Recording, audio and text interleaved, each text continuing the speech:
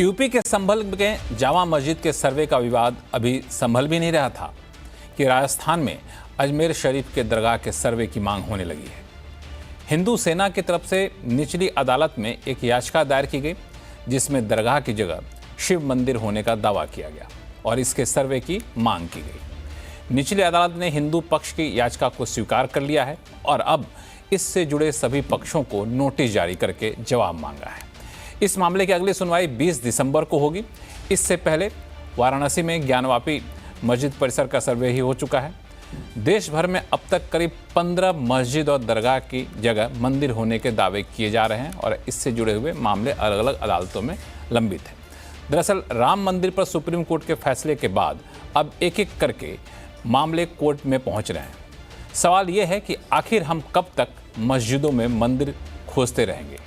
क्या इससे सामाजिक सौहार्द आने वाले दिनों में और बिगड़ने का डर नहीं है? क्या इसका कोई स्थायी कानूनी हल नहीं निकाल लेना चाहिए? आज आवाज अड्डा में करेंगे इसी पर चर्चा। नमस्कार, मैं हूं लक्ष्मण राय और हमारे साथ जुड़े हैं कई सारे खास मेहमान। इससे पहले देखिए एक खास रिपोर्ट।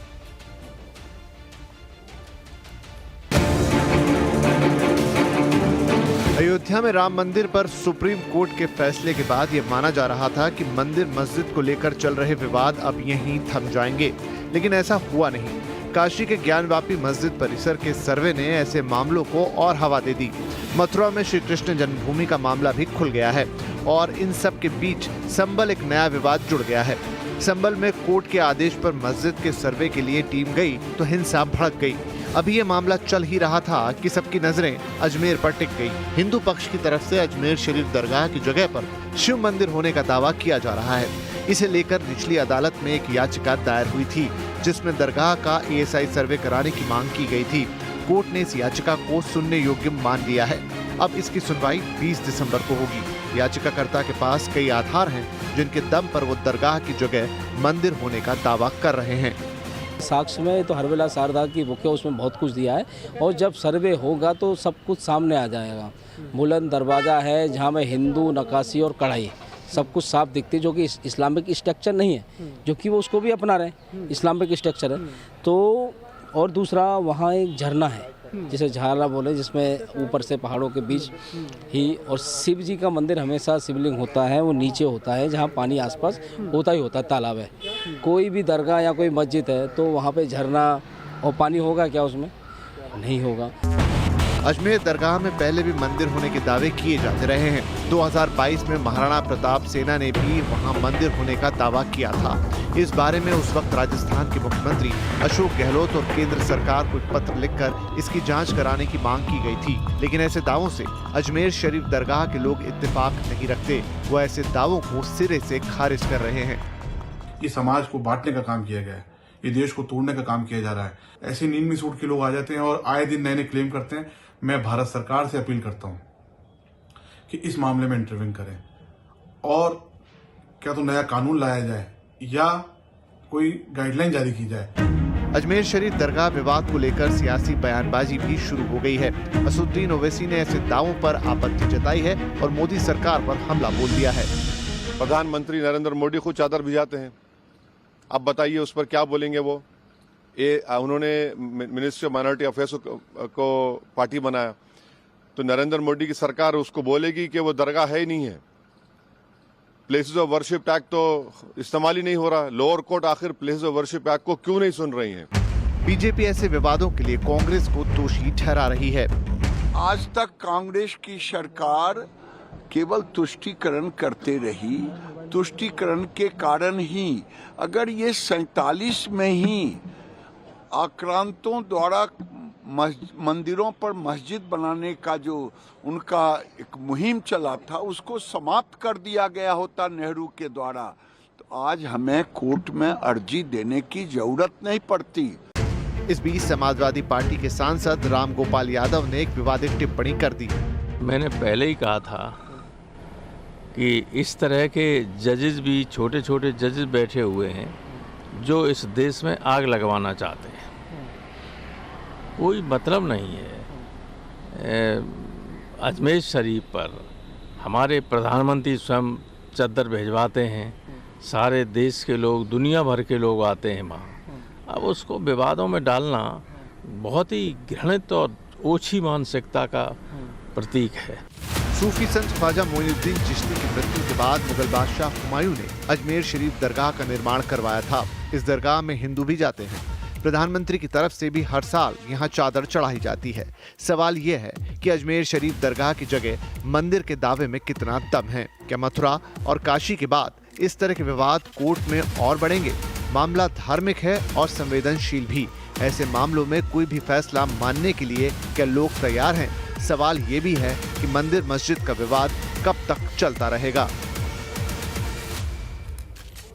संभल के बाद जब यह अजमेर शरीफ का मामला सामने आया तो हर कोई यही सवाल जानना चाहता है और आज उसी सवाल के जवाब तलाशने की कोशिश करेंगे अपने इस खास शो में आवाज़ अड्डा में। और इस कोशिश में हमारे साथ होंगे याचिकाकर्ता और हिंदू सेना के अध्यक्ष विष्णु गुप्ता, अजमेर शरीफ के दरगाह के दीवान सैयद नसरुद्दीन चिश्ती साहब, बीजेपी की प्रवक्ता राखी राठौर, AIMM के प्रवक्ता आदिल हसन साहब होंगे और साथ ही साथ हमारे साथ होंगे मुस्लिम पॉलिटिकल काउंसिल ऑफ इंडिया के प्रेसिडेंट डॉक्टर तस्लीम रहमानी साहब और वरिष्ठ पत्रकार हर्षवर्धन त्रिपाठी। आप सभी मेहमानों का बहुत बहुत स्वागत है हमारे शो में आने के लिए। लेकिन विष्णु गुप्ता जी, सबसे पहले आप ही के पास आऊँगा मैं, क्योंकि हर कोई ये पूछ रहा है कि जब सब कुछ ठीक ठाक चल रहा था तो आखिर 1911 की पुस्तक का हवाला देते हुए याचिका क्यों दायर कर दी गई और इसके पीछे मंशा क्या थी?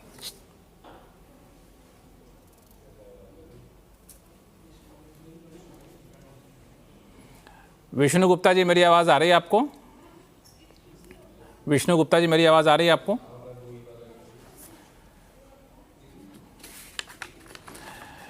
विष्णु गुप्ता जी से संपर्क मेरा नहीं हो पा रहा है। हमारे साथ अजमेर शरीफ के दरगाह के दीवान सैयद नसरुद्दीन चिश्ती साहब हैं। चिश्ती साहब, आपने तो देख लिया होगा जो याचिका दाखिल की गई, उसके बाद कोर्ट की तरफ से जो आदेश आया या फिर कहें कि उन लोगों से जवाब मांगा गया है। इस याचिका में जिस बात को आधार बनाया गया है उससे आप कितने सहमत दिखते हैं? और आप वहाँ पे चूंकि रहते हैं तो इस तरह कोई प्रमाण आसपास दिखता है क्या? देखिए, पहले तो मैं आपको स्पष्ट कर दूं, मैं अजमेर दरगाह के जो दीवान साहब कहा जाता है, अजमेर दरगाह के जो आध्यात्मिक प्रमुख हैं, मैं उनका उत्तराधिकारी हूं, मैं दीवान नहीं हूं। उनका सुपुत्र भी हूं, उनका उत्तराधिकारी भी हूं, सैयद नसरुद्दीन चिश्ती, और ख्वाजा साहब का एक वंशज हूं। देखिए, जो वाद न्यायालय में प्रस्तुत किया गया है, वाद प्रस्तुत करने का सबको अधिकार है। सिविल प्रक्रिया संहिता के तहत सिविल वाद प्रस्तुत किया गया है और उस पर न्यायालय ने उसको उचित समझा सुनवाई के लिए, तो उसको निहित किया गया है। सुनवाई के लिए एक पर्टिकुलर तारीख दी गई है, 20 तारीख, और संबंधित जो पार्टी जिनको बनाया गया है उनको उसमें बुलाया गया है नोटिस दे करके अपना पक्ष रखने के लिए। इसमें अभी हमारे जो यहाँ के सज्जादा नशीं spiritual head of the shrine, उनको सज्जादा पार्टी नहीं बनाया है, ना किसी गरीब नवाज की औलाद में किसी को पार्टी बनाया है। इसमें देखिए, ये जो एक परिपाटी नया एक तरीकेकार चला आ गया ना कि आए दिन नए आदमी खड़े हो रहे हैं, कभी किसी मस्जिद पे उंगली उठा रहे हैं कि यहाँ मंदिर था, कभी किसी दरगाह पे उंगली उठा रहे हैं कि यहाँ मंदिर था। ये हमारे समाज के लिए सही नहीं है, हमारे देश के लिए सही नहीं है। हमारे समाज में इस प्रकार की हरकतों से धार्मिक कटुता बढ़ेगी, एक दूसरे के प्रति अविश्वास की भावना ज्यादा बढ़ेगी। तो जहां तक अजमेर दरगाह का सवाल है, ये किताब को पर बेस होकर के आए हैं। अरविला शारदा जी की 1910-12 में किताब लिखी हुई है और मैं उसके बदले में, क्योंकि मैं अपनी बात पूरी कर दूं, मुझे मौका दीजिएगा, मुझे दरगाह भी जाना है, मुझे ज्यादा टाइम नहीं रहेगा मेरे पास। तो ये 1910 का किताब कोट कर रहे हैं, जो इतिहासकार नहीं थे उन्होंने अपनी बात कही है। उसमें अपने इतिहासकार हमेशा अपनी बात कहता है तो उस बात के अंदर रेफरेंसेस देता है कि मैं फला जगह से किताब इस वर्ड को उठा के लाया हूं, इस वाक्य को उठा के लाया हूं। ये गरीब नवाज की जो तारीख है वो 850 साल की है। 1236 में आपका विशाल हुआ। 1236 में जब आपके विशाल के बाद में इन 800 सालों के अंदर कई प्रकार के राजा, हिंदू राजा, राजपूत राजा, मराठा, मुगल, तमाम अंग्रेजी हुकूमत के रॉयल फैमिली के लोग, ये सब ने अपने अपने प्रकार से इस बारगाह में अपनी अपनी आस्था का नजराना पेश किया है, हाजिरी दी है और इस दरबार से जुड़े रहे हैं। हमारे अजमेर में जो गरीब नवाज का मज़ार है, चारों तरफ जो चांदी का कटहरा बना हुआ है, वो जयपुर महाराज का चढ़ाया हुआ है। 42,961 तोला चांदी है। तो उन लोगों ने आज तक कभी ऐसा ऐतराज नहीं किया। अब ये बात करते हैं तारीखी इतिहास की किताबों की, तो किताबों में सबसे पहले इंसाइक्लोपीडिया ऑफ ब्रिटानिका 1716 की किताब है, उसमें अजमेर दरगाह का जिक्र है, कहीं इसका हवाला नहीं है। 1829 के अंदर मिस्टर कमेंडस थे, मेरे चीफ कमिश्नर अजमेर मेरवाड़ा था, उन्होंने पूरी थोरल हिस्ट्री लिखी है अजमेर दरगाह की, कहीं जिक्र नहीं है इस प्रकार का उसके बाद में जो कर्नल जेम्स टॉट थे, जिन्होंने एक टॉट्स ऑफ राजस्थान एक किताब लिखी थी, अजमेर दरगाह का पूरा उन्होंने लिखा है, कहीं ऐसा जिक्र नहीं है। अब आ जाइए, अब हमारे अजमेर दरगाह के 1947 में एक प्रीवी काउंसिल के अंदर एक मुकदमा गया, असरार अहमद वर्सी दरगाह कमेटी, जो AIR 1947 पेज नंबर 1 पे छपा हुआ है, उसमें बाकायदा दरगाह की हिस्ट्री डिस्कस की गई है, कहीं ऐसा प्रकार की बात नहीं है।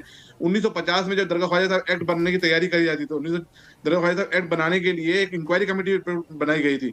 इंक्वायरी कमेटी के सदर थे, उस वक्त उनको अध्यक्ष बनाया गया था जस्टिस गुलाम हसन, जो इलाहाबाद हाई कोर्ट के सिटिंग जज थे।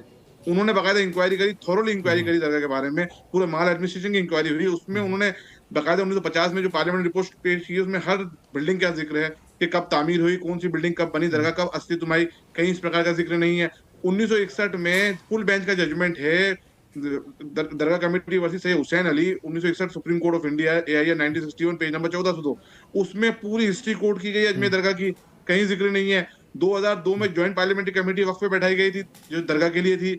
उसमें ज्वाइंट पार्लियामेंट्री कमेटी ने 20 दिसंबर 2002 को जो पार्लियामेंट में रिपोर्ट पेश करी है, उसमें दरगाह की हिस्ट्री का पूरा ब्रीफ दिया हुआ है, कहीं जिक्र नहीं है। इतनी ऑथेंटिक बातें मैं आपको बता रहा हूँ। एक हरविलास शारदा जी एक सम्मानित व्यक्ति थे, लेकिन हिस्टोरियन नहीं थे। उनकी बात को लेकर के आना ये गलत है, ये सिर्फ छुट्टी पब्लिसिटी के स्टंट है। इस प्रकार से रोज, जैसे मैं यहाँ पर बयान कोट करूंगा मोहन भागवत जी का, कि हर मस्जिद में शिवालय ढूंढने की क्या जरूरत है और रोज नया विवाद खड़ा करने की क्या जरूरत है। तो ऐसे लोगों को आगे आने की जरूरत है। गवर्नमेंट ऑफ इंडिया को भी, मैं अपनी बात खत्म कर देता हूँ, प्लीज जो बोलना चाहे बोले। मैं विष्णु गुप्ता जी आपके पास आऊंगा, अपनी बातें कंप्लीट कर लें, मैं आपके पास आऊंगा। 1 मिनट रुक जाइए, चिश्ती साहब को अपनी बात कंप्लीट करने दीजिए। ये वो दरगाह है जहां पर मैं आपको बताता हूँ, हिंदुस्तानी नहीं पूरी दुनिया का मुसलमान, हिंदू, सिख, ईसाई सब जुड़ा हुआ है, सबकी आस्था जुड़ी हुई है।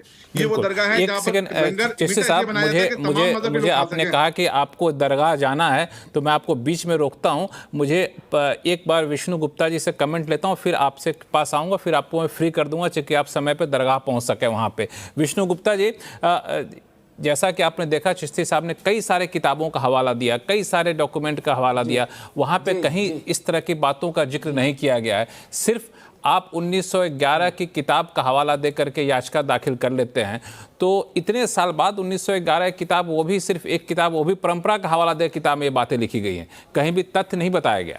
ना मैं आपको बता रहा हूँ, यदि कोई उसमें रेफरेंस नहीं है और कोई चीज सामने बाद में, यदि कोई चीज आप भूल जाते हो, आपको नजर नहीं आती कुछ समय तक, या कोई व्यक्ति नहीं करना चाहता हो, तो सच छुप नहीं सकता।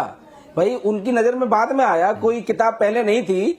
उसके बाद जब वो म्युनिसिपैलिटी के चीफ कमिश्नर, सम्मानित व्यक्ति हैं, ये साहब बैठे हुए, ये भी कह रहे हैं कि सम्मानित व्यक्ति थे वहां के, कोई ऐसी बात नहीं है, कोई रोड साहब आदमी नहीं थे, उनके नाम से सड़कों के नाम है वहां। तो भाई उन्होंने कुछ रिसर्च किया, म्युनिसिपैलिटी चीफ कमिश्नर, सेशन जज, तो उन्होंने जब आंखों देखी, अपनी चीज देख रहे हैं वो, उन्होंने उसको कोट किया है। तो उस बात में सम्मान और उस बात में सच्चाई कुछ तो होगी, ऐसी बात नहीं। एक तो वो, और दूसरा अजमेर के किसी भी बड़े बूढ़े से आप पूछ लीजिए कि वो वहां भगवान शिव का मंदिर होता था या नहीं, वहां शिवलिंग में कुछ सालों पहले तक पूजा होती थी, वहां एक ब्राह्मण परिवार पूजा करता था या नहीं करता था। अजमेर में पूछिए आप, हमसे मत पूछिए। अजमेर में आप मीडिया से हैं, आप एक अपनी टीम भेजिए और देखिए कि वहां जनता वहां क्या कह रही है। ये सब चीजें हमने वहां जाके लंबा रिसर्च किया है और यही सारी चीजें हमने माननीय अदालत के सामने रखी हैं और किया है। और दूसरा, यहाँ मैं एक चीज और कहना चाहता हूँ, इन्होंने कहा कि उसमें अकबर ने काम कराया, फिर और एक राजा आया उसने काम कराया, और एक राजा आया उसने काम कराया। मुझे ये तो बता दो कि ये दरगाह का फाउंडर कौन है, ये दरगाह बनाई किसने थी, सबसे पहले दरगाह का निर्माण किसने कराया। अकबर बाद में आए, ठीक है, और भी लोगों ने कराए। मैं सिर्फ यही जानना चाहता हूँ, उस व्यक्ति का नाम बताओ जिसने दरगाह को बनाया है। आप खुद कह रहे थे वो खाली जगह थी, जब ख्वाजा साहब आए थे तो वो खाली समय थी, वहां पे पृथ्वीराज चौहान के ऊंट बनते थे, वहां से ख्वाजा साहब को हटा दिया गया, ऊंट वहां बैठे रहे, ऐसी शक्ति दिखाई। ये ठीक है, कहानी अच्छी है, लेकिन आप मुझे ये तो बता दो कि सबसे पहले दरगाह का निर्माण कराने वाला वो व्यक्ति कौन है। कौन वो महान व्यक्ति है विष्णु गुप्ता जी, मैं जिसने आपके ख्वाजा सवाल का साहब जवाब की लूंगा, दरगाह का आपको मैं निर्माण थोड़ा देर कराया। के रोकता हूं, चूंकि जो हमारे साथ चिश्ती साहब उनको निकलना है दरगाह, तो एक सवाल पूछ कर उनको मैं फ्री कर देता हूं। चिश्ती साहब, मान लिया जाए कि वहां पे मंदिर नहीं था, या फिर आप कह रहे हैं कि वहां पे खाली जमीन थी, बाद में दरगाह बना, तो इस बात के सबूत हैं वहाँ पे, या फिर जैसा अभी बता रहे थे विष्णु गुप्ता जी कि वहाँ पे कुछ सालों पहले तक ब्राह्मण पूजा कराते थे, उसके अवशेष थे, लोगों ने देखा था, ऐसा कुछ आपने वहाँ पे महसूस किया था? और अगर कोर्ट ने जवाब मांगा है, कोर्ट ने जवाब, हाँ क्या कह रहे हैं बताइए? ये सब मनगढ़ंत बातें हैं, तारीख में कहीं ऐसा जिक्र नहीं है। मैं कह रहा हूँ 800 साल का इतिहास, अब ये कहते हैं कि इसने कहा था, मैं इनकी बात का जवाब तो दूंगा नहीं, क्योंकि इनका बात का जवाब तो कोर्टों में दिया जाएगा। महान वो साहब, मैं सिर्फ इतना जाना वो महान व्यक्ति कौन है जिसने ख्वाजा साहब की दरगाह का निर्माण कराया? उस व्यक्ति की भी हम बाजार पे जाना चाहते हैं। वो कौन व्यक्ति है साहब, मुझे तो बता दो। देखिए, जिसने ख्वाजा साहब की दरगाह का निर्माण कराया। मैं बात बंद करूं या आप मेरे को एक मिनट, अपने सवाल पूछ लिया। हर बात का प्रूफ है किसने कब निर्माण कराया, कौन सी बिल्डिंग कब बनी, सबकी हर चीज का जिक्र है। तो नाम बता दीजिए ना मुझे उसका। में देंगे जवाब। आप तो सारी हिस्ट्री बता रहे हो, कोर्ट की हिस्ट्री बता रहे हो, उस महान व्यक्ति का नाम तो बता दो मुझे। आप मेरे को बात खत्म करने दें। ये वो आस्थाना है जहाँ प्राइम मिनिस्टर चादर बेचते हैं, यहाँ आरएसएस की भी चादर आती है, इंद्रेश कुमार जी बेचते हैं। भारत देश को जवाब चाहिए आपसे। ये टीवी चैनल पे बैठे हो आप साहब, जवाब कोर्ट में देंगे, कोर्ट में देंगे आपका जवाब। चलिए, कोर्ट में इसका जवाब मिलेगा। हमारे साथ बीजेपी की प्रवक्ता राखी राठौर साहब भी हैं यहाँ पे। साहिबा साहब, ये बताइए राखी राठौर कि ये जो पूरा मामला उठता है, इस पे एक सवाल बार बार लोग कहते हैं कि ठीक है, बाबरी मस्जिद को देखा, राम मंदिर आया, फिर हम लोग आगे बढ़े, अब संभल से मामला यहाँ तक पहुँच चुका, तो सबको यही जानना चाहता है कि ये अचानक से सारे मामले इतनी तेज़ी से क्यों उठ रहे हैं। और इसके लिए बता दूं आपको राखी जी कि अगर आप देखें, जो राजस्थान सरकार के टूरिज़्म की वेबसाइट बताती है, वो खुद लिखती है कि अजमेर शरीफ दरगाह भारत के सबसे अधिक पवित्र धार्मिक स्थलों में से एक मानी जाती है। इसके अलावा अगर आप देखें, अल्पसंख्यक कार्य मंत्रालय, जो माइनॉरिटी अफेयर मिनिस्ट्री होती है केंद्र सरकार की, वो खुद लिखती है इंट्रो में दरगाह के बारे में कि हिंदू और मुस्लिम समान रूप से पूजनीय है, ये ऐसी जगह है। तो इसके बाद फिर इस तरह का विवाद क्यों? देखिए, भारतीय जनता पार्टी का इस पूरे विवाद से कोई लेना देना नहीं है। जैसा कि अभी चिश्ती जी भी कह रहे थे कि प्रधानमंत्री जी खुद आकर के, और कई बार उन्होंने चादर जो है यहाँ पे भिजवाई, और किसी भी पार्टी के रहे हो, ना बीजेपी के ना कांग्रेस के भी जो प्रधानमंत्री रहे हैं, उन्होंने अजमेर दरगाह शरीफ पर अपनी चादर जो है वो पहुंचवाई है। तो ये तो एक ऐसी भारतीय जनता पार्टी का इस विवाद से कोई लेना देना नहीं है। बिल्कुल नहीं है, क्योंकि आप बताइए किसी भी सर्वे के अंदर कहीं पर भी कोई भी ऐसा याचिका करता भारतीय जनता पार्टी का हो या भारतीय जनता पार्टी से रिलेटेड हो, तो आप बताइए। लेकिन मुझे ऐसा लगता है लक्ष्मण जी की कॉन्स्टिट्यूशन पे जिसकी बात लगातार दुहाई दी जाती है विपक्ष द्वारा, उस कॉन्स्टिट्यूशन के ही क्रियान्वयन, उस पर कॉन्स्टिट्यूशन पे आऊंगा मैं, लेकिन आपने जो बात कही कि भारतीय जनता पार्टी का इससे कोई लेना देना नहीं है, तो क्या ये मानूं कि भारतीय जनता पार्टी अजमेर शरीफ दरगाह के सर्वे या फिर इसके पक्ष में नहीं है? देखिए, ये सब कोर्ट में मैटर है लक्ष्मण जी। इस बात को हमें समझना पड़ेगा कि हमारी न्यायिक प्रक्रिया जो है उसमें आप और मैं उतनी जिम्मेदार है कि, और जो कोर्ट डिसाइड करेगा उसके साथ भारतीय जनता पार्टी खड़ी है। लेकिन देखिए, ये गलत चीज है। आपके पास जो तथ्य है वो कोर्ट में पेश करने चाहिए। देश में आग लग जाएगी और क्वेश्चन उठाना जुडिशरी पे, ये चीज गलत है। आप इससे क्या क्रिएट कर रहे हैं? कंट्री के अंदर एक अनरेस्ट की पोजीशन क्रिएट करने की कोशिश कर रहे हैं। और देखिए, अगर आपके पास में पूरे तथ्य हैं तो आपको जाकर के कोर्ट में पेश करने चाहिए। उसमें इतना हल्ला मचाने की क्या जरूरत है? अगर इस पक्ष को सुना है तो कोर्ट उस पक्ष को भी सुनेगी। उस कोर्ट से ऊपर कोर्ट जाने का भी आपके पास ऑप्शन है। लेकिन मैं ये पूछना चाहती हूँ लक्ष्मण जी कि कौन अपनाता है दंगों का रास्ता?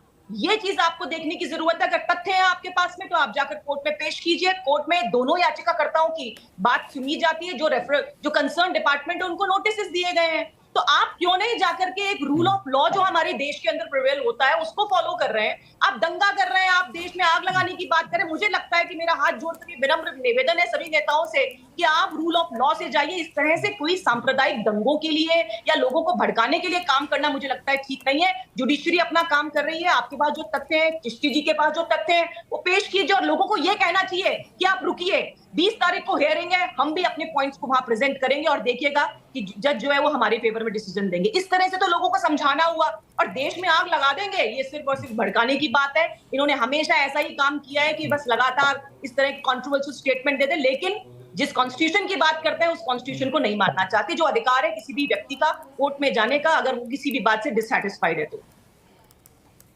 बिल्कुल, ये कोर्ट में मामला है, कोर्ट इसको डिसाइड करना चाहिए, इसे बाकी लोगों को बयान नहीं देना चाहिए।